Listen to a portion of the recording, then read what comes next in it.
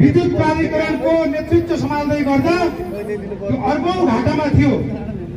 दशकौंदेखि अर्बौं घाटामा रहेको संस्थालाई उनले आफ्नो कार्यकुशलता, आफ्नो व्यवस्थापकीय कौशल लगाएर नाफामा पनि गए र नेपाललाई लोड सेडिङ मुक्त पनि गरे। तर यो सरकार, यो भ्रष्ट तन्त्र र हरेक राज्यका निकायहरूमा आफ्नो पकड जमाएर, जपत जमाएर आफ्ना लागि अकुत सम्पत्ति मात्रै गुमाउन जानेका नेताहरूले उनलाई देखि छैनन्।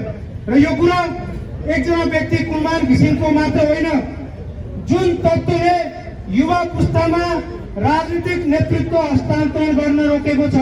भ्रष्ट सरकार चाहिँदैन, भ्रष्ट सरकार चाहिँदैन, चाहिँदैन, भ्रष्ट सरकार चाहिँदैन। लोड सेडिङ गर्न पाइँदैन, पाइँदैन, लोड सेडिङ गर्न,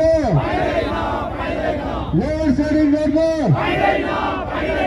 भ्रष्टाचारी चाहिँदैन, चाहिँदैन, भ्रष्टाचारी, भ्रष्टाचारी,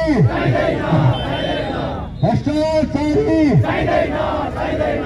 उनीहरू अँध्यारो हामीलाई भन्सम्म चाहिँदैन, चाहिँदैन भनिदिनु होला। अँध्यारो हामीलाई, अँध्यारो हामीलाई चाहिँदैन, अँध्यारो हामीलाई चाहिँदैन, अँध्यारो हामीलाई। कुलमान घिसिङ जिन्दाबाद, जिन्दाबाद, कुलमान घिसिङ जिन्दाबाद।